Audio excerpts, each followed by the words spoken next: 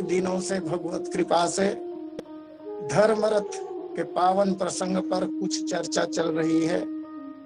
उसी कथा के क्रम को आगे बढ़ाते हुए आज के लिए मानस की वो पंक्ति ली गई है जहां भगवान श्री राम अपने सखा महाराज विभीषण को लंका के समर भूमि में उनके विषाद को दूर करने के लिए प्रयास करते हुए कहते हैं कि हे सखा ईश भजन सारथी सुजाना विरति धर्म संतोष कृपाना। विविध प्रकार के जो सद्गुण हैं वे सद्गुण ही धर्म रथ के अंग उपांग हैं। बड़ा सुंदर रथ जो दिव्य दिखाई दे रहा हो, विभिन्न प्रकार के सुविधाओं से अलंकृत ये दिव्य रथ और उनमें सद्गुणों के जो घोड़े जुते हुए हैं, इतना सब कुछ हो जाने के बाद भी यदि रथ सुंदर हो, मजबूत हो, सुविधाजन्य हो और वेगशाली पुष्ट तथा बलवान घोड़े उसमें जुते हों, फिर भी ये उत्तम गति को प्राप्त नहीं कर पाते जब तक उनका कुशल सारथी न हो। भगवान श्री राम कहते हैं कि हे सखा, धर्म रथ का जो सारथी है वो सुजान है। सुजान सारथी का तात्पर्य ही यही है कि रथी जहां अपने रथ को ले जाना चाहता हो, वहां विवेक का प्रयोग करते हुए सारथी रथ को ले जाए। भौतिक रथ का सारथी जब तक कुशल नहीं होगा तब तक रथी को विजय श्री की प्राप्ति नहीं हो सकती, क्योंकि सारथी का कर्तव्य केवल घोड़ों को हाँकना नहीं है। सारथी का कर्तव्य केवल गंतव्य तक घोड़ों को नियंत्रित करके रथी को पहुंचाना भर नहीं है, बल्कि सारथी के ऊपर एक बड़ी जिम्मेदारी और होती है। वो ये है कि सारथी कुशलता पूर्वक रथ को अपनी मंजिल तक तो पहुंचाए ही, उनके नियंत्रण तो रहे ही, लेकिन इसके साथ साथ यदि रथी के ऊपर कोई विपत्ति आ जाए, ऐसे संकट काल में रथी के प्राणों की रक्षा करना भी सारथी की जिम्मेदारी होती है। जैसा कि आप सब सुधी पाठक हैं, मानस जी के एवं अन्य ग्रंथों के एतदर्थ आपको पता है फिर भी अपनी वाणी को पवित्र करने के लिए मैं कहना चाहूंगा, देवासुर संग्राम में देवराज इंद्र ने मदद के लिए चक्रवर्ती सम्राट अयोध्या नरेश महाराज दशरथ से मदद मांगी। और कथा कहती है कि जब जब देवासुर संग्राम हुआ है तब तक चक्रवर्ती जी इंद्र की मदद करते रहे हैं। इस बार भी देवासुर संग्राम में महाराज चक्रवर्ती जी इंद्र की ओर से लड़ने के लिए गए हैं और उस समय सारथी की भूमिका में महान राजनीतिज्ञ राष्ट्रमाता कैकेयी हैं। ऐसी बात आती है कि युद्ध चल रहा था और असुर समूह से किसी दैत्य ने, किसी असुर ने चक्रवर्ती जी के ऊपर प्राणघातक हमला जब किया तो रथ में ही रथी के रूप में विराजमान महाराज दशरथ बेहोश हो गए। दूसरा वार होता, दूसरा प्रहार होता, इसके पूर्व ही सारथी की भूमिका में विराजमान महान राजनीतिज्ञ माता कैकेयी ने बड़ी कुशलता पूर्वक समर भूमि से रथ को बाहर ले जाती हैं और महाराज के प्राणों की रक्षा करती है। एक घटना ये घटी और पश्चात जब तंद्रा दूर हुई, महाराज की बेहोशी दूर हुई, महाराज स्वस्थ हुए, पुनः समर भूमि में असुरों के विरुद्ध युद्ध करने के लिए महाराज तत्पर हुए और युद्ध करते करते एक अवसर और ऐसा आ गया जहां पर पहिए की कील निकल गई और वहां कथा कहती है कि माता कैकेयी ने अपनी उंगली डालकर पहिए को निकलने से बचाया। घोड़ों की रास अपने दांतों से पकड़कर खींचा उन्होंने और इस तरह उस युद्ध में देवराज इंद्र को विजयश्री की प्राप्ति हुई। दो घटनाएं घटी और दोनों घटनाओं में रथी चक्रवर्ती जी महाराज के प्राणों की रक्षा माता कैकेयी ने की थी और इसीलिए महाराज ने प्रसन्न होकर कैकेयी से कहा था कि देवी, तुमने इस युद्ध में 2 बार मेरे प्राण बचाए हैं। आगे की कथा आप जानते हैं। मेरा कहने का तात्पर्य केवल ये था कि सारथी बड़ा जिम्मेदार व्यक्ति होता है। जब भौतिक रथ का सारथी इतना कुशल होना चाहिए, तब धर्म रथ का सारथी कैसा होना चाहिए। इसलिए भगवान राम ने विभीषण से कहा, सखा, धर्म रथ का जो सारथी है वो क्या है, तो ईश भजन है। ईश्वर का भजन, अपने इष्ट देव का भजन, यही सुजान सारथी है। मानस जी में जान, सुजान, परम सुजान, ये 3 शब्द आते हैं। परम सुजान के रूप में भगवान महादेव महाराज को जाना जाता है। तो ईश्वर का भजन, यहाँ ईश कहा भगवान राम ने। और हम लोग सनातन धर्मावलंबी हैं, सबके इष्ट देव कोई ना कोई होते ही है। हो सकता है मेरी बात थोड़ी कठोर हो जाए, क्षमा चाहूंगा, लेकिन कहना आवश्यक समझता हूं। इष्ट देव कौन होंगे, शास्त्र की क्या मर्यादा है, शास्त्र क्या कहता है इस पर। सनातन धर्म में 5 देवोपासना पद्धति है, पंच देवोपासना पद्धति।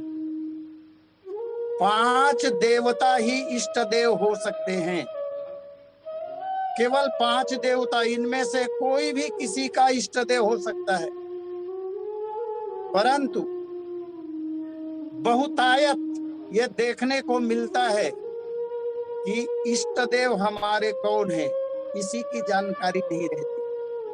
इष्ट के नाम पर पता नहीं किन किन की पूजा आराधना भी की जाती होगी। मैं निवेदन करूं, पंचदेवोपासना पद्धति के अंतर्गत पहले जो देवता है वो है भगवान सूर्य नारायण। भगवान भुवन भास्कर सूर्य नारायण को इष्ट देव के रूप में जो लोग पूजते हैं वो सौर कहलाते हैं। दूसरे इष्ट देव के रूप में भगवान विष्णु हैं। भगवान विष्णु अथवा भगवान विष्णु का कोई भी अवतार, इनको इष्ट देव के रूप में जो लोग स्वीकार करते हैं उनको वैष्णव कहा जाता है। तीसरे एक इष्ट देव और हैं जिन्हें लोग पूजते हैं, वो है भगवान गणेश, भगवान गणपति। भगवान गणपति को इष्ट देव के रूप में जो लोग पूजते हैं उस संप्रदाय को या उन लोगों को गाणपत्य कहा जाता है।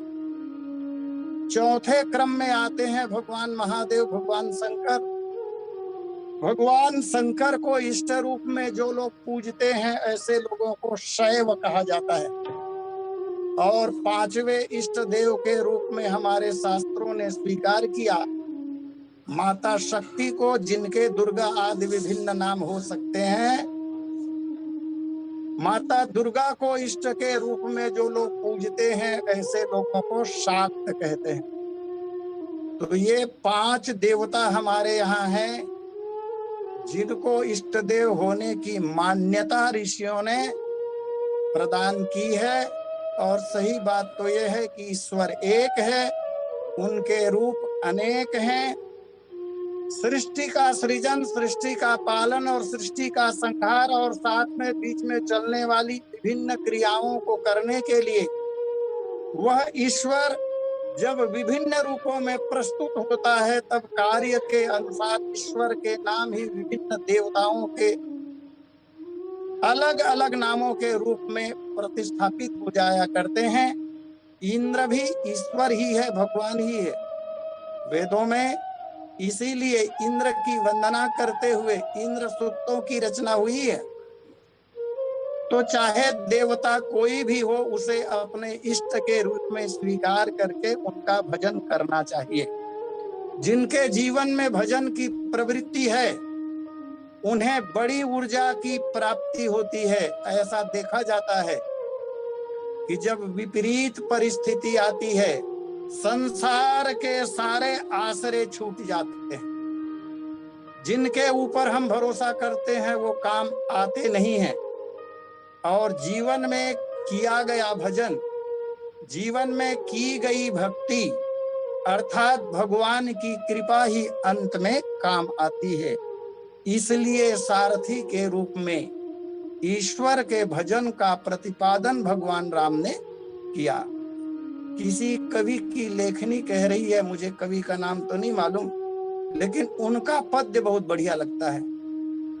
कवि कहते हैं कि मानव संसार का आसरा जो तू करता है ये एक दिन जब अवसर आएगा तो सब के सब किनारे लग जाएंगे, तेरा साथ देने वाला कोई न होगा, केवल और केवल भगवान ही सहारे होंगे। इसलिए जीवन की बागडोर उस परमात्मा के हाथ में सौंप देनी चाहिए। कवि कह रहे हैं कि छूट जई है मंदिर मतंग मतवारे वृंद, कोठे मणि मणि का जड़ी ही रह जाएगी। यहाँ मंदिर का अर्थ है घर। छूट जई है मंदिर मतंग वृंद, कोठे मणि मणि का जड़ी ही रह जाएगी। जिस भवन पर तू नाज करता है, जहाँ विभिन्न प्रकार के मणि माणिक्य तुमने प्रयास करके जुड़वाए हैं, सब छूट जाएंगे। छूट जई है मंदिर मतंग मतवारे वृंद, कोठे मणि मणि का जड़ी ही रह जाएगी। तेरे तो बखाने माल खाने ना चलेंगे साथ, सारी संपदा तेरी धरी ही रह जाएगी।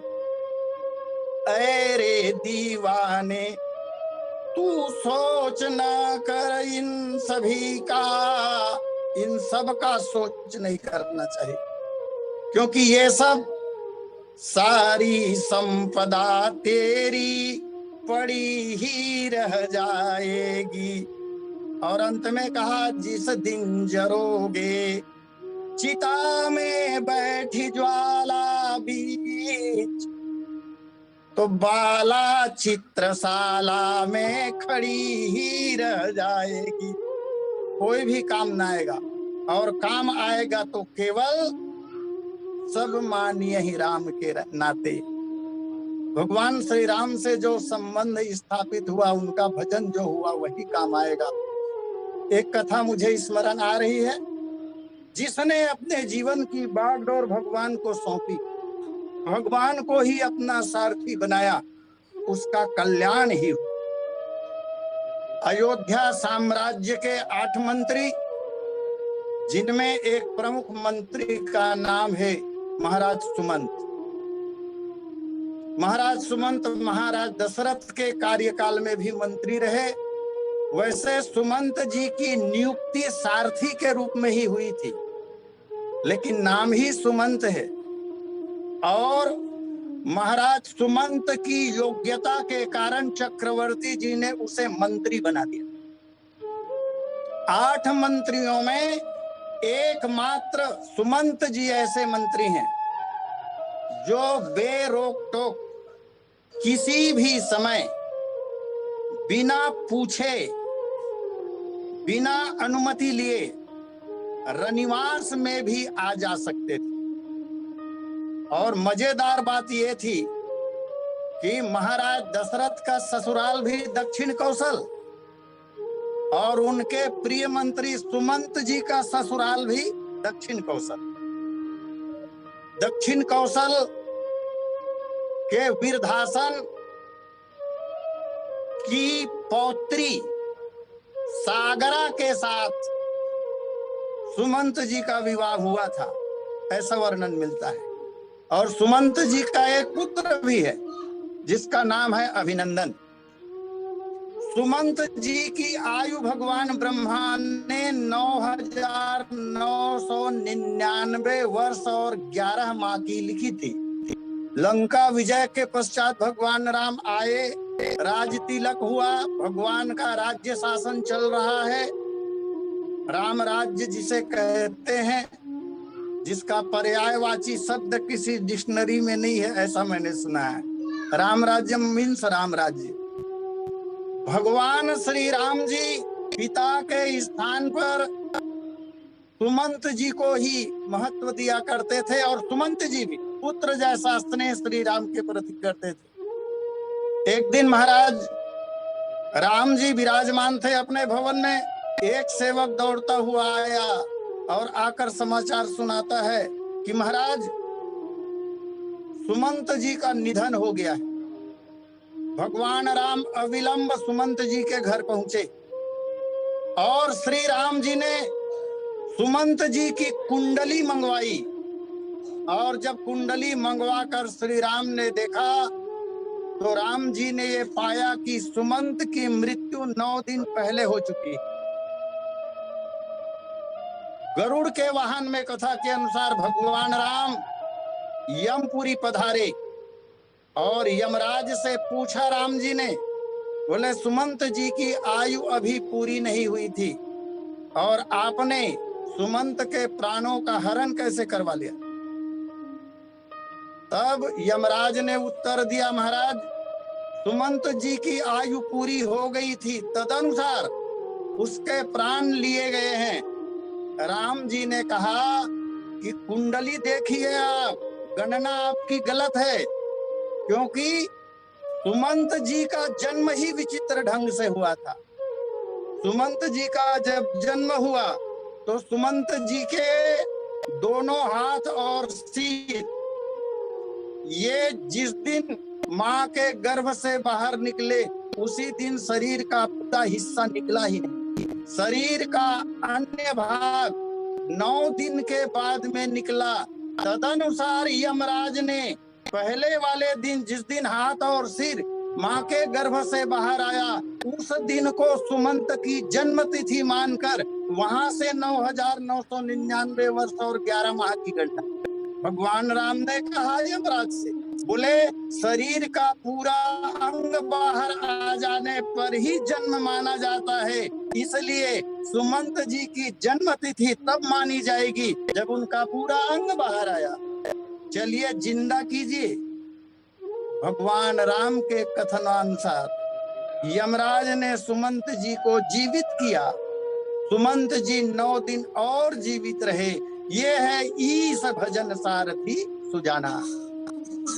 अपने जीवन की बागडोर सौंप दी थी जो सुमंत जी ने, और आज सुमंत जी की रक्षा भगवान राम ही कर रहे हैं। गीता के आखिरी श्लोक में भी भगवान कृष्ण और अर्जुन के संबंध में जहां पर विवरण दिया गया है, वेदव्यास जी महाराज कह रहे हैं, यत्र योगेश्वर कृष्णौ यत्र पार्थौ धनुर्धर तत्र श्रीर विजयो भूतिर ध्रुवा नीतिर्मतिर्मम। जहां पर नरावतार कर्तव्यनिष्ठ सद्गुण संपन्न अर्जुन होंगे और जहां पर कृष्ण जी सारथी के रूप में विराजमान होंगे, वहां पर विजय श्री अवश्य प्राप्त होगी।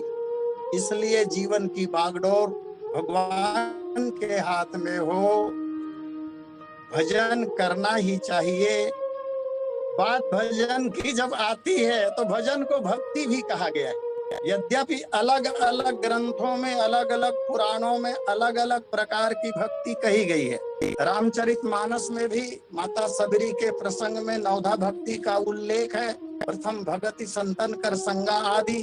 और श्रीमद् भागवत पुराण के 7वें स्कंद 5वें अध्याय प्रहलाद जी के प्रकरण में भी नवधा भक्ति का विवरण आता है। श्रवणम कीर्तनम विष्णोः स्मरणम पाद सेवनम अर्चनम वंदनम दास्यम सख्यम आत्म निवेदनम।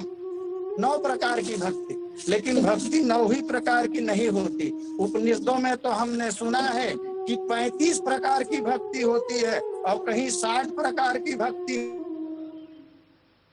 जितनी प्रकार की हो, इनको अगर समावेश कर दिया जाए अन्य भक्तियों में तो मुख्य रूप से 4 ही प्रकार की भक्ति बनती है। सात्विक भक्ति, राजसी भक्ति, तामसी भक्ति और अनन्या भक्ति जिसको कहते हैं। भक्ति तो भज्यते जो धातु है उससे भजन शब्द बनता है। भक्ति जो शब्द है वो भज्यते इति भक्ति ऐसा कहा गया है। और भज सेवायाम धातु से भी इसका निष्पन्न होना कहा जाता है। माने भजन करना, भगवान को भजना, इसी का नाम भक्ति है। भगवान में खो जाना, भगवान की ओर 2 कदम आगे बढ़ जाना, भगवान के प्रति अपने आप को समर्पित कर देने का नाम ही भक्ति है। लेकिन भक्ति भजन जो कर्म है उसके मुख्य रूप से 2 भेद कहे गए हैं। भजन के 2 भेद कहे गए हैं और भजन के इन दोनों भेदों में एक भेद का नाम है अनिष्ठिता भजन, अनिष्ठिता भक्ति, और दूसरे का नाम है निष्ठिता। अनिष्ठिता के 6 भेद कहे गए हैं और 6वां जो भेद है वही निष्ठिता हो जाया करता है। आइए इस पर मैं थोड़ी सी चर्चा करने का प्रयास करूं। अनिष्ठिता के 6 भेद, उनमें पहला जो भेद है उसको कहते हैं उत्साहमयी भजन। साधक जब शुरू में भजन की क्रिया का आरंभ करता है, शुरू में भजन करने लगता है, तो ऐसा देखा जाता है कि भजन की क्रिया में बड़ा उत्साह रहता है। बहुत उत्साह में भरकर, बड़े उमंग के साथ साधक जब भजन करता है नए उत्साह के साथ, तो उसको उत्साहमयी भजन की क्रिया कहते हैं।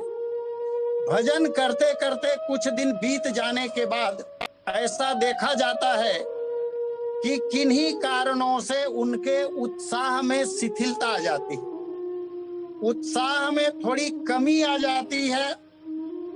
इसके दो कारण हो सकते हैं।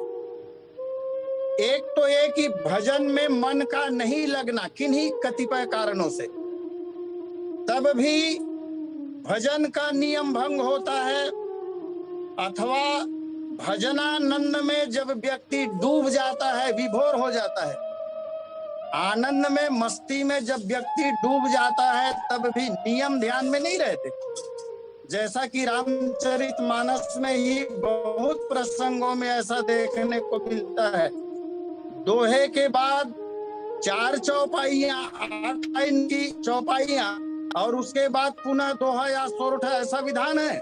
लेकिन जो जो गंभीर प्रकरण है, जहां पर हर्ष है या जहां पर विषाद है या जहां पर आनंद है अथवा जहां दुख या सुख है, ऐसे प्रकरणों में गोस्वामी जी महाराज ने या तो पंक्तियों की संख्या में कमी कर दी है और या फिर आगे बढ़ गए हैं, ज्यादा पंक्तियां लिख गए हैं। ऐसा क्यों? ऐसा इसलिए क्योंकि भाव में कवि डूब चुके हैं, भाव विभोर हो गए हैं। और व्यक्ति जब भाव विभोर हो जाता है तो वो सामान्य न होकर असामान्य हो जाता है, और इस दशा में नियम जो है वो छूट जाते हैं। तो किन्हीं कारणों से अथवा भजनानंद में विभोर हो जाने के कारण नियम जब भंग हो जाता है, तो ऐसे भजन के क्रिया को घन तरल क्रिया कहते हैं, घन तरल भजन कहते हैं। तीसरे क्रम में आता है व्यूढ़ विकल्पा। ये भजन का एक प्रकार है, व्यूढ़ विकल्पा।